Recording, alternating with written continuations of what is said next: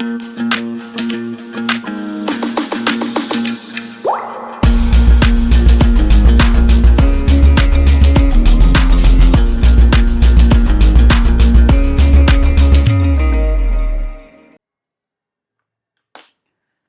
everybody, a very good morning to all of you and welcome back to The Layman Way, जहाँ पे हम current affairs discuss कर रहे हैं अगस्त month के। और लास्ट लेक्चर में हम साइंस एंड टेक के करंट अफेयर्स डिस्कस कर रहे थे, है ना, फॉर यूपीएससी प्रीलिम्स 2022, है ना। तो आगे बढ़ने से पहले यार मैंने ये सोचा कि हमारा जो करंट अफेयर्स का रिवीजन है वो थोड़ा धीरे चल रहा है ना, क्योंकि हम लोग थोड़ा ज़्यादा डिटेल में डिस्कस कर रहे हैं इसको। तो नेक्स्ट अभी अगस्त का ख़त्म हो जाए, उसके बाद सितंबर से हम क्या करेंगे, जो सितंबर और अक्टूबर और नवंबर इस टाइप से जो आगे आने वाले हैं उसमें हम सिर्फ मेन पॉइंट्स डिस्कस करेंगे, है ना। और उतना ही हम बस डिस्कस करेंगे जितना आपको याद रखना है ना। और तो ज़्यादा पीएचडी में हम लोग नहीं जाएंगे, है ना, एकदम डिटेल में नहीं जाएंगे ताकि कंप्लीट हो पाए, है ना। तो ये मैं इनकलकेट इसमें करने वाला हूँ। और थोड़े से हम लोग एनिमेशंस थोड़ा सा लिमिटेड रखेंगे क्योंकि उसमें ना थोड़ा ज़्यादा टाइम जाता है। तो ताकि कंप्लीट हो पाए, हमारा मकसद ये है कि जून से पहले सारा करंट अफेयर्स कंप्लीट होना चाहिए, है ना। तो वो तभी हो पाएगा जब हम थोड़ा स्पीड अप करेंगे इस चीज़ को, ठीक है। तो चलिए आगे बढ़ते हैं और आज का पहला टॉपिक पढ़ते हैं, that is about exercise Talisman साबरे। तालिस्मान साबरे किसकी एक्सरसाइज है? ये बेसिकली ऑस्ट्रेलिया ने ऑर्गेनाइज करी है ना। तो इसमें इंडिया ने पार्टिसिपेट किया है। Australia is keen on India joining its biggest warfare games exercise Talisman Sabre in 2023, मतलब 2023 में होगी, सॉरी। तो इंडिया को भी इन्वाइट किया गया है ना। तो largest bilateral combined training activity है किसके बीच में? ऑस्ट्रेलिया एंड यूएस मिलिट्री के बीच में होती है। अभी इंडिया को भी ये लोग इनवाइट करेंगे 2023 में, ठीक है। तो आपको ये याद रखना है क्या, जो तालिस्मान साबरे है, तालिस्मान साबरे ये किसके बीच में है? अभी ऑस्ट्रेलिया और यूएस इसमें पार्टिसिपेट करते हैं, ठीक है। अभी ऑस्ट्रेलिया और यूएस इसमें पार्टिसिपेट करते हैं, बट अभी इसमें इंडिया को भी इंक्लूड करेंगे कब? 2023 में, ठीक है, 2023 में। उसके बाद 7 नेशंस इसमें पार्टिसिपेट करेंगे थ्रू लैंड एयर एंड सी, है ना। और अदर कंट्रीज़ जो इसमें पार्टिसिपेट करेंगी वो हैं Canada, Japan, New Zealand, south Korea and UK, है ना। तो ये सारी कंट्रीज इसमें पार्टिसिपेट करेंगी, ठीक है। आगे बढ़ते हैं और अल मोहिद अल हिंदी 2021 एक्सरसाइज की बात करते हैं। तो ये क्या है? ये बायलैटरल एक्सरसाइज है इंडिया और सऊदी अरेबिया के बीच में, ठीक है। तो आपको याद रखना है अल मोहिद अल हिंदी 2021 किसके बीच में है? इंडिया और सऊदी अरेबिया के बीच में, ठीक है। बस इतना ही याद रखना है। उसके बाद नेक्स्ट एक्सरसाइज है जायद तलवार 2021। तो जायद तलवार 2021 किसके बीच में है? ये बायलैटरल नवल एक्सरसाइज है किसके बीच में? नेवीज़ आपस में भिड़ती, मतलब नेवीज़ आपस में ये एक्सरसाइज करती हैं इंडिया और यूएई के बीच में। ऊपर वाली भी नेवी नेवल एक्सरसाइज ही थी, नेवीज़ की एक्सरसाइज है ना। बाकी एक्सरसाइज, अब हम इंडिया और यूएई की बात कर रहे हैं तो हम इंडिया और यूएई की बाकी जो एक्सरसाइजेज हैं उनकी भी बात कर लेते हैं। तो जो एयर एक्सरसाइज है एयरफोर्स की, वो उसको हम बोलते हैं डेजर्ट ईगल, इंडिया और यूएई के बीच में जो है ना। उसके बाद फोर्स डिप्लॉयमेंट वाली, इसकी नाम क्या है? Desert flag. तो आपको बस ये याद रखना है कि जो डेजर्ट से रिलेटेड है जितनी एक्सरसाइजेज, वो इंडिया और किसके बीच में? यूएई के बीच में। डेजर्ट फ्लैग और डेजर्ट ईगल, है ना, दोनों इंडिया और यूएई के बीच में है, ठीक है। समझ में आ गया? आगे बढ़ें, इसमें कुछ समझने वाला है नहीं, इसमें याद करने वाला है। उसके बाद अगली एक्सरसाइज के बारे में बात करते हैं, दैट इज़ अबाउट एक्सरसाइज कोनकन। तो एक्सरसाइज कोनकन किसके किसके बीच में है? ये एक बायलैटरल मैरीटाइम एक्सरसाइज है between Indian navy and UK. तो इंडिया और यूके की नेवीज़ इसमें पार्टिसिपेट करती हैं, किसमें? एक्सरसाइज कोनकन में। अभी ये इंग्लिश चैनल में बेसिकली कराई गई थी। इंग्लिश चैनल कहाँ है बेसिकली? ये इंग्लिश चैनल बेसिकली आपका इधर है, जो यूके है ना, यूके को फ्रांस से सेपरेट करता है। इधर है यूके, इधर, और इधर फ्रांस है ना। तो यूके और फ्रांस को सेपरेट करता है, बीच में आता है इंग्लिश चैनल, है ना। और यहाँ पे है हमारा, ये है हमारा अरेबियन सी, है ना। इधर है अरेबियन सी, इधर है इंग्लिश चैनल, ये है यूके आपका, ये है फ्रांस, और ऊपर आता है नॉर्थ सी, है ना। थोड़ा इधर आता है नॉर्थ सी, सॉरी, नॉर्थ सी इधर आता है ना। तो इंग्लिश चैनल बेसिकली यूके और फ्रांस को सेपरेट करता है, इतना याद रखना, ठीक है। एक बार वर्ल्ड मैप में जाके इसका लोकेशन मार्क कर लेना इंग्लिश चैनल का, है ना। किसने पार्टिसिपेट किया इसमें? INS Tabar from the Indian navy and HMS Westminster किसकी? यूके की, ठीक है। इंडिया और यूके में बाकी एक्सरसाइज कौन कौन सी होती हैं इंडिया और यूके के बीच में?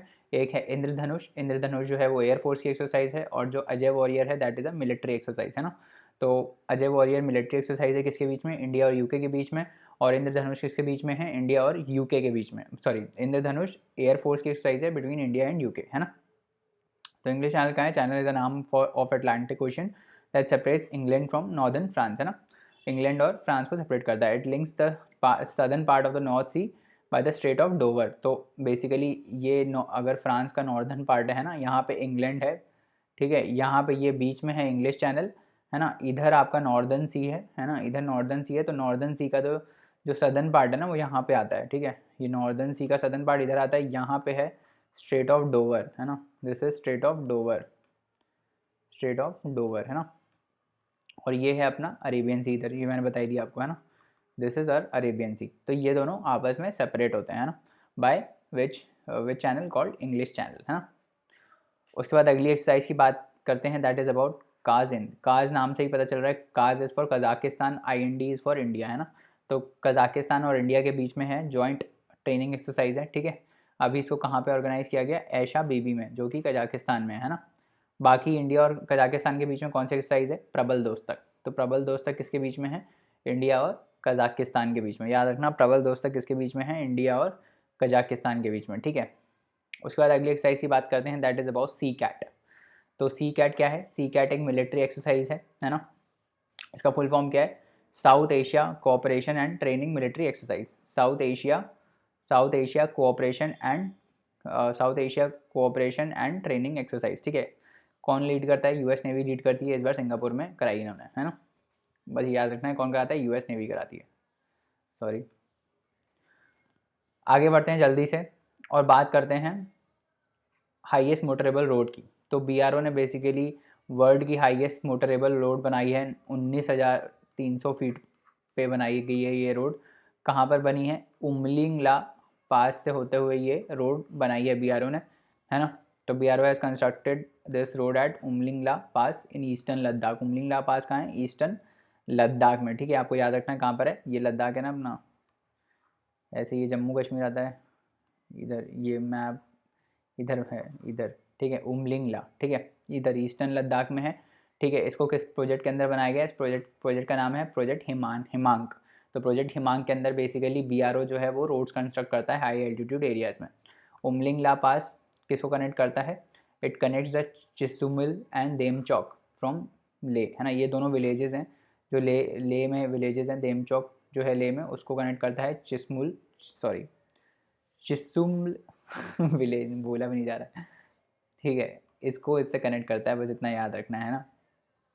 उसके बाद अगली टेक्नोलॉजी के बारे में बात करते हैं, that is about advance shaft technology.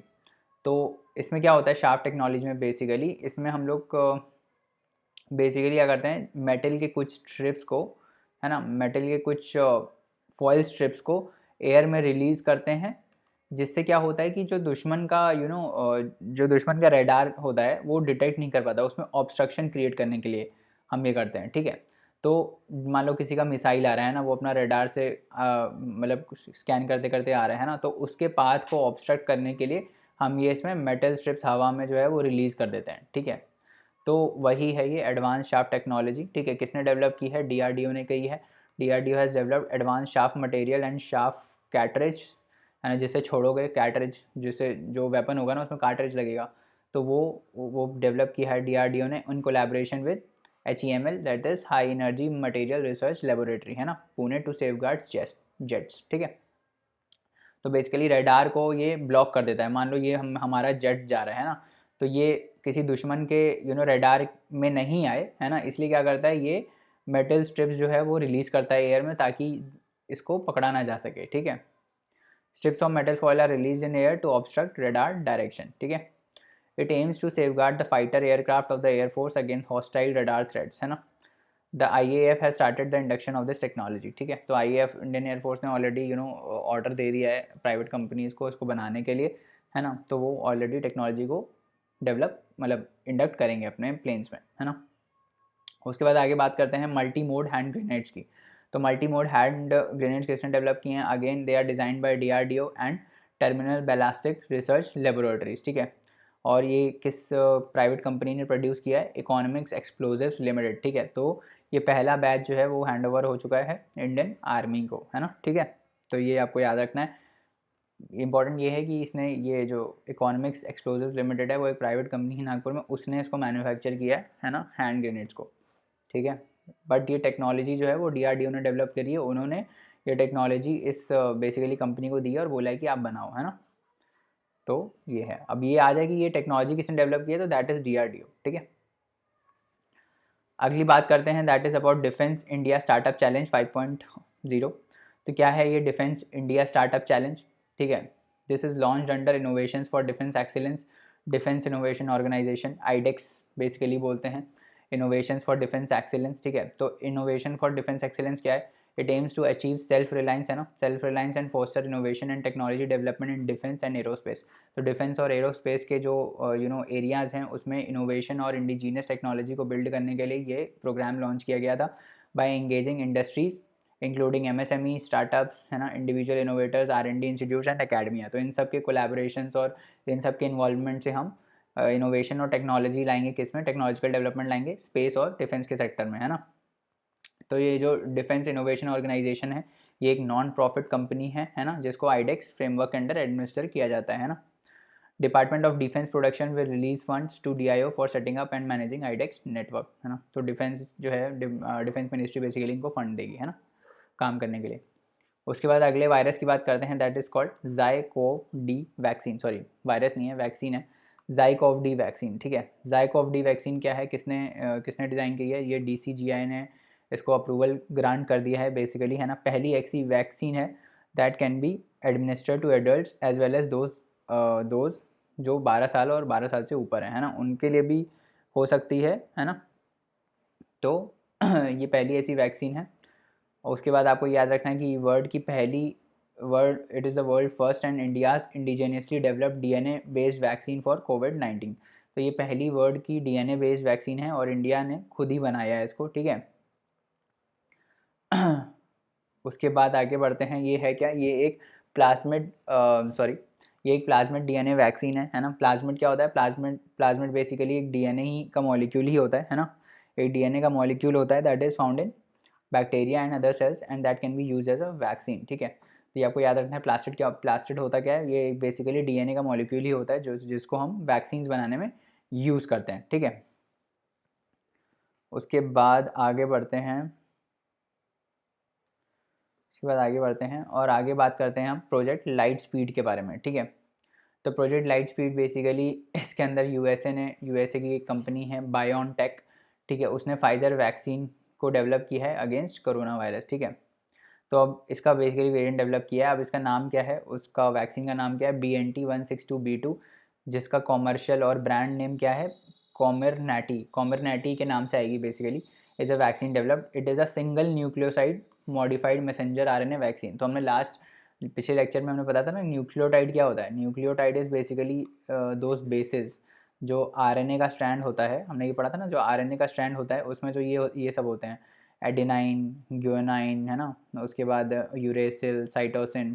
तो ये जो एडेनाइन होता है ये क्या है, this is a nucleotide only, है ना।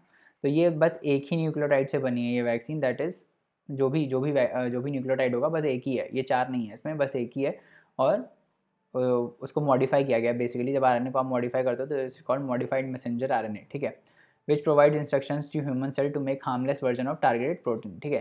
तो अभी इसमें जो स्पाइक प्रोटीन SARS-CoV-2 का जो स्पाइक प्रोटीन है उसको टारगेट करने के लिए ये अपना प्रोटीन रिलीज़ करेगा, ठीक है, और वैक्सीन इसी वजह से बनी है, ठीक है। उसको बेसिकली ये न्यूट्रलाइज करेगा, ठीक है। आपको बस ये याद रखना है कि ये लाइट स्पीड के अंदर हुआ क्या है, ठीक है, इसमें लाइट से कुछ रिलेटेड नहीं है, ये स्पेस से कुछ रिलेटेड नहीं है, ये वैक्सीन से रिलेटेड है ना, इतना याद रखना, वैक्सीन से रिलेटेड है। उसके बाद अगला जो टॉपिक है that is about booster dose. तो न्यूज़ में रहता है बूस्टर डोज, है ना, कि हम अभी सरकार बूस्टर डोज देगी। तो ये क्या है बूस्टर डोज, बेसिकली इसमें बेसिकली इसमें हमारा इम्यून सिस्टम को बढ़ाया जाता है। तो बूस्टर डोज क्या उनको मिलता है जिनको वैक्सीन नहीं लगी होती है, नहीं ऐसा नहीं है। बूस्टर डोज उनको मिलता है जो फुली वैक्सीनेटेड हो चुके हैं पहले ही, है ना। अभी हम बूस्टर डोज की बात कर रहे हैं एल्डर्स के लिए, ठीक है। तो एल्डर्स के लिए जब हम बात कर रहे हैं तो बूस्टर डोज उनको पहले 2 डोजेज़ लग चुके हैं वैक्सीन के, अब इसके बाद बूस्टर डोज देने की बात हो रही है ना। तो इसमें बस क्या होता है, इम्यून सिस्टम स्ट्रेंथन होता है, ठीक है। जो फुली वैक्सीनेटेड हैं उनको ही बूस्टर डोज लगता है, ये ध्यान रखना। ओनली आ जाए जैसे ओनली फॉर फुली वैक्सीनेटेड, तो ऐसे गलत मत मारना, क्योंकि ये फुली वैक्सीनेटेड लोगों को ही बूस्टर डोज लगता है ना, ठीक है। गोल क्या है, गोल ये है कि हम मैग्नीट्यूड ऑफ प्रोटेक्शन बढ़ा सके, और ज़्यादा प्रोटेक्शन मिल सके हमको, और ज़्यादा एंटीबॉडीज़ रिलीज़ हों ताकि हम और ज़्यादा अच्छे से फाइट कर पाएँ कोरोना वायरस को, है ना। उसके बाद अगला है that is about BCG vaccine. तो BCG वैक्सीन किसके लिए यूज़ होती है, ट्यूबरकुलोसिस को ट्रीट करने में यूज़ होती है ये, है ना। तो it is developed by modifying the strain of Mycobacterium bovis that causes TB in cattle. तो ये जो स्ट्रेन है ये TB करता है कैटल में, this is responsible for causing TB। तो इसी का ही स्ट्रेन को मॉडिफाई करके हमने ये वैक्सीन बनाई है, ठीक है। Only license vaccine for prevention of TB, है ना। तो TB के लिए इकलौती एक ऐसी वैक्सीन है जिसको लाइसेंस दिया गया है ना। ये अभी बीच में आपने अगर पिछले 2 सालों में सुन रहे होगे, जब वैक्सीन नहीं डेवलप करी थी हमने, ये सब कोविन और कोवैक्स और ये जो अभी आ गई कोविशील्ड, है ना। उससे पहले हम BCG को कंसिडर कर रहे थे कि हम उस समय ये स्टडीज़ आ रही थी कि जिसने BCG का डोज, जिन कंट्रीज़ में BCG का डोज पहले लग चुका था, है ना, उसमें कोरोना के केसेस कम हैं, उनमें रिकवरी ज़्यादा अच्छी है। तो क्या हम BCG को एज अ कोरोना वायरस की वैक्सीन यूज़ कर सकते हैं क्या, ये सब बातें भी चल रही थी, है ना। तो also protects against bacterial and respiratory infections of newborns and other microbacterial diseases like leprosy and Buruli's ulcer, ठीक है। तो इन सब से भी ये बेसिकली प्रिवेंट करता है, ठीक है, इन सब डिसीज़ को भी ये प्रिवेंट करता है। उसके बाद अगला बात करते हैं that is about genetically modified soya meal, है ना। तो यूनियन गवर्नमेंट ने अलाउ कर दिया है इम्पोर्ट किसका, क्रश्ड GM सोयाबीन का, which is a major ingredient of poultry feed, है ना। तो जो चिकन होती हैं, चिकन का जो चारा होता है जो हम खिलाते हैं चिकन को, है ना, उसमें GM सोयाबीन यूज़ होता है, ठीक है। तो उसका बेसिकली इम्पोर्ट यूनियन गवर्नमेंट ने अलाउ कर दिया है ना। सोया मील होता क्या है, ये जो सोया मील की हम बात करेंगे होता क्या है, ये बेसिकली लेफ़्ट ओवर होता है जब हम ऑयल को एक्सट्रैक्ट करते हैं बीन से। तो जब जो सोया बीन होता है उससे जब हम ऑयल को एक्सट्रैक्ट कर लेते हैं, तो जो बचा कुचा होता है वो जो जो मिलता है दैट इज़ कॉल्ड सोया मील। इसमें ये it constitutes basically 1/4 of the poultry feed, है ना, एंड मेज कंस्टिट्यूट 60%। तो जो हम चिकन को खाना खिलाते हैं उसमें से 1/4 जो है वो क्या होता है, यही होता है, ठीक है, सोया मील। और जो 60% होता है दैट इज़ मेज़, ठीक है। अभी ये सब कुछ नहीं पूछेगा वैसे, ऐसे बता दिया। अब एक इम्पॉर्टेंट बात नोट करने वाली ये है कि अभी जो GM सोयाबीन के सीड्स हैं उसका इंपोर्ट अभी भी अलाउ नहीं किया, उसका इंपोर्ट अभी भी इंडिया ने अप्रूव नहीं किया। ये सिर्फ GM सोया मील की हम बात कर रहे हैं, सोया मील की हम बात कर रहे हैं, उसी का ही बस इंपोर्ट अलाउ किया है, सीड्स को अलाउ नहीं किया है, ठीक है। तो ये याद रखना, सीड्स आ जाए तो कन्फ्यूज़ मत होना, सीड्स को अलाउ नहीं किया है। India allows only import of GM soybean and canola oil, है ना। तो GM सोयाबीन और कैनोला ऑयल इन दोनों को अलाउ, इन दोनों का इंपोर्ट अलाउ किया हुआ है इंडिया ने, है ना। अगला आर्टिकल इज़ अबाउट अश्वगंधा, ठीक है। तो अश्वगंधा इसको क्या बोलते हैं, इसको हम बोलते हैं Indian winter cherry, commonly known as Indian winter cherry, है ना। क्या है, ट्रेडिशनल इंडियन हर्ब जी, सुना ही होगा आपने, अश्वगंधा तो बहुत जगह यूज़ होता है। इससे एनर्जी बूस्ट होती है, स्ट्रेस रिड्यूस होता है ना, इम्यून सिस्टम को स्ट्रॉन्गर बनाता है। हम बोलते हैं ना यार, जब कोविड बहुत बढ़ गया था तो मेरी मम्मी तो बोलती थी कि आप काढ़ा बना के पीजिए, है ना, गर्म, और उसमें ये सब आप डाला करो, है ना। तो वो यही करता है, इम्यून सिस्टम को स्ट्रॉन्ग करता है ना। It is classified as an adaptogen which means that it can help the body to manage stress, है ना। तो स्ट्रेस भी इससे मैनेज होता है। तो पढ़ाई वढ़ाई का ज़्यादा स्ट्रेस है तो कभी कभार अश्वगंधा खा लिया करो, है ना। Widely grown widely grown in dry parts of सब ट्रॉपिकल रीजन्स, है ना। कहाँ कहाँ ग्रोथ होता है, सब ट्रॉपिकल रीजन्स में ग्रो होता है। कौन कौन से स्टेट्स में ग्रो होता है, राजस्थान में होता है, पंजाब में होता है, हरियाणा में होता है, उत्तर प्रदेश में होता है, गुजरात में होता है, महाराष्ट्र में होता है, मध्य प्रदेश में होता है, ठीक है। और ये एक ड्रॉट टॉलरेंट क्रॉप है ना, तो ड्रॉट से इसको इफेक्ट नहीं पड़ता है। समझ में आ गया। चलो, अब ऐसे ही हम अगले लेक्चर में भी ना ऐसे ही जल्दी जल्दी हम थोड़ा करेंगे ताकि जो है वो हमारे लेक्चर ख़त्म हो और हमारा ये करंट अफेयर्स थोड़ा हम ट्रैक पे आ जाएं। कम से कम फरवरी तक हम नवंबर तक के तो ख़त्म कर लें, ताकि मार्च में हम फिर दिसंबर, जनवरी और फरवरी के ख़त्म कर देंगे मार्च, और फिर ट्रैक पे हम आ जाएंगे, है ना। अप्रैल तक हम डिस्कस करेंगे, मई तो हमको पढ़ना नहीं है क्योंकि एक महीने पहले तो हम नहीं पढ़ेंगे, है ना। चलो, अभी आगे बात करते हैं और इसमें मैच द क्विज करते हैं और मैच द फॉलोइंग की बात करते हैं ना। तो पहला क्या है, पहला इज़ अबाउट तालिस्मान साबरे। तो तालिस्मान साबरे किसके किसके बीच में है, ये बेसिकली ऑस्ट्रेलिया और यूके के बीच में थी, हमने देखा था ना। बट इसमें अभी इंडिया को भी इंक्लूड किया जा रहा है ना, तो ये बोल सकते हो आप ऑस्ट्रेलिया, इंडिया, यूके, है ना। एक मिनट रुको, इसका ना ये कर देते हैं, पेन कलर चेंज कर देते हैं। तो इसमें जो मोस्ट प्रोबेबल आंसर है that is Australia and India, है ना। ऑस्ट्रेलिया, इंडिया और इसके साथ कौन है, इसके साथ यूके भी है, ठीक है। उसके बाद अल मोहिद अल हिंद, ये किसके बीच में थी, इंडिया और सऊदी अरेबिया के बीच में, है ना, इंडिया और सऊदी अरेबिया के बीच में थी, है ना। जायद तलवार, जायद तलवार किसके बीच में थी, इंडिया और यूएई के बीच में, है ना, इंडिया और यूएई के बीच में थी, है ना। उसके बाद कोंकण एक्सरसाइज, कोंकण किसके बीच में थी, इंडिया और यूके के बीच में, है ना।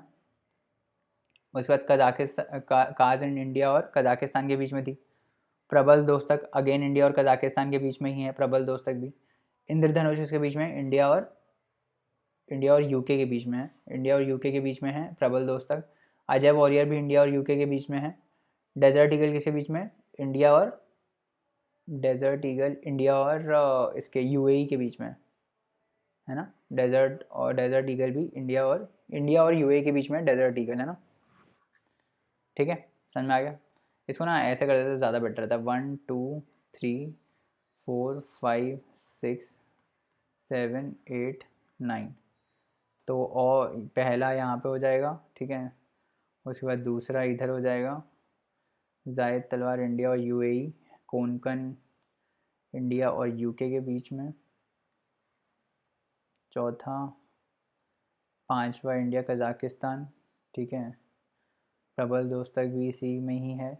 इंद्रधनुष इंडिया यूके के बीच में है ना, और अजय वॉरियर भी यहीं पे ही है।